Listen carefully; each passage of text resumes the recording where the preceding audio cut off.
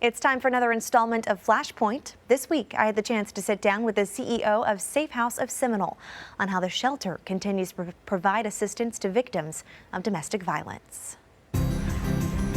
Good morning, I'm Amanda Castro. Every year, millions of people are victims of domestic violence. But during the dark times, one Central Florida shelter continues to be the shining light and answer the call for help. And joining us today, we have Jeannie Gold, CEO at Safe House of Seminole. Good morning, Jeannie, and welcome to Flashpoint. Good morning. Thank you. Thank you for joining us. So, domestic violence, it's a major issue here in Central Florida. So first off, we just want to discuss what is the overall mission of Safe House?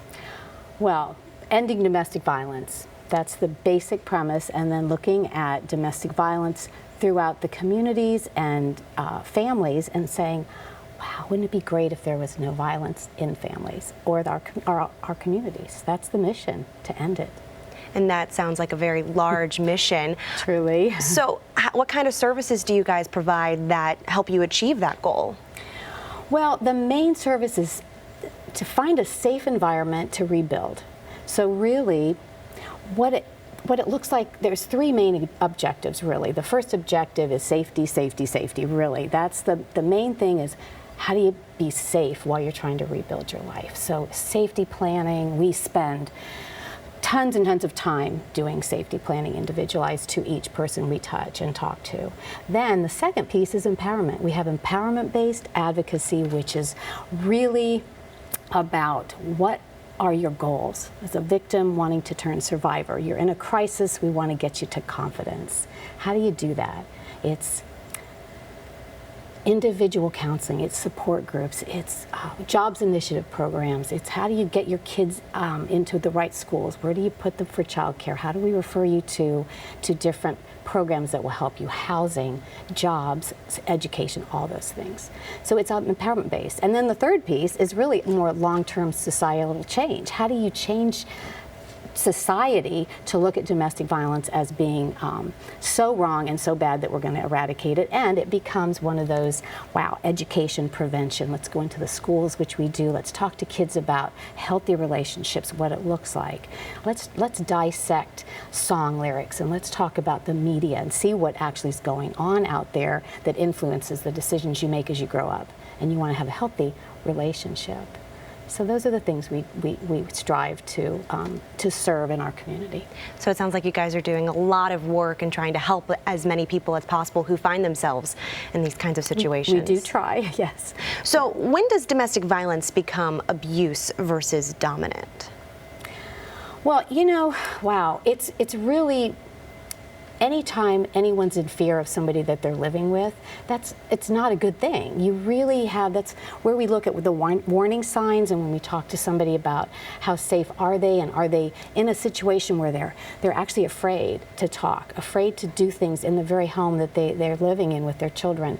Is there a pet that's being abused, or a child? Are you afraid, kind of walking on eggshells? So we ask everyone to kind of look at those warning signs. All right, we're going to take one quick break, but when we come back, we're going to talk more with Jeannie Gold from Safe House, including the proper steps domestic violence victims need to take when they're getting help.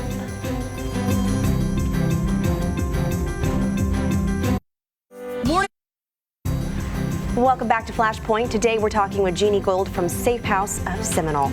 So Jeannie, October is Domestic Violence Awareness Month. Tell us, what are some misconceptions about domestic violence cases? Oh, there's a lot of misconceptions. Probably the biggest one I can think of would be the fact that domestic violence can only be physical. You know, domestic violence and abuse can be emotional, manipulation, fear of hurting a child or hurting an animal. There's a lot of financial and emotional abuse that can be just as, if not worse, than being struck physically. How underreported is it versus men versus women when it comes to reporting these domestic violence cases? Well, you know, men and women, I think these days it's really just totally underreported. When you look at the research going on, and as opposed to the actual cases that are reported to the police as an offense, probably only 50% domestic violence crimes are even reported to police, whether they're men or women. Then about a third of people who are injured as a result of violence in the home, only about a third go to get medical treatment. So there's all this going on out there, and you look at the research says 1 in 4 women, 1 in 7 men, and 1 in 3 teenagers will at some point in their lives experience domestic violence at least one time in their lifetime. So it's a pretty tremendous number that we all need to wrap our heads around and really say no more. And it sounds like this isn't just a case of if it's parents, it trickles down, it sounds like. It could affect children, it could affect any kind of family pets, right? Absolutely. So you never know how a child is internalizing what they're seeing. And, you know, the good thing about kids, and that's what we love about our children who live in the house, is that they're so resilient, and they can learn and they can come back so nicely. We had a little boy who came in and he did not talk. He didn't talk at all, and we found out that he had seen whatever had happened in his world. It had something to do with seeing something burn in his house. Still don't know what it was. He wouldn't talk for weeks and weeks, and so everyone worked with him, and finally he started talking. And it was really wonderful that he was in an environment where he wasn't constantly in fear, and he felt good. And when about a few months after they'd been there a while, they moved on. Mom moved in an apartment with their kids, and I remember he was leaving and said goodbye to me, and I said, "See you later, alligator," and he said, "After a while, crocodile," and it was just so beautiful because he, you know, when he came in, he didn't talk, not at all, not a word. So that was kind of neat. So you know the kids can bounce back if they need a really strong non-offending parent, non-violent parent too, to kind of make sure they're steering them the right way. And with pets, of course, no one wants to leave their pet behind. It's family, you know, 2/3 of Americans have a pet in their home. So there's this huge movement now to try to let or allow people to bring their pets into domestic violence shelters. So we're all looking at that and trying to balance. And I know Harbor House in Orlando has a kennel, and we partner with Pets from Judy, Pet Paradise, some of the pet spas in Seminole County, and they'll take the animals for months, and the parents and the kids can go visit and take the animal out. So we have these partnerships, and they'll do that all for free. So it's a neat organization that we have that partners with all of our community partners in Seminole. That's incredible. Well, you touched on a little bit about the shelter, what you guys provide this place. But when you hear the word shelter, many may think no privacy, but that is not the case at Safe House. I hate the word shelter. Doesn't that sound awful? It sounds like all these bunk beds all side by side. It makes you think of like dingy. A disaster or something, somebody going for, I mean, obviously going for help. Sure. But in this case, though, you guys are keeping them safe and keeping them private from their abusers. Sure, and it's kind of a dormitory type setting, but we want everyone to be able to, we're helping them find their voice, find their strength, and we want them to have privacy and be able to, if you're a family that comes in, you are going to get you're going to have your own room. There's 4 different areas of kind of like a dormitory in neighborhoods, and it's all set up 15,500 square feet of space. So if you're a single lady, you might have a roommate or two, you know, just because of the way it's set up, but it's very homey. We have a tree house playground that was just built. There's a quiet room, a couple quiet rooms around, and what we call a secret garden where no children are allowed, just the ladies can go back into that area. And so there's a huge kitchen. 4 families can cook at one time. It's pretty well laid out, and it's brand new as of 2007, so it's not an old building. But yeah, it doesn't feel at all like a shelter. I like the word home. Definitely gives you more homey vibe, more community-like. It sounds like while you're helping these families. Correct. Yes. So we've seen a few cases of domestic violence-related incidents this past year. So when it comes to getting help, what are the first steps people need to take?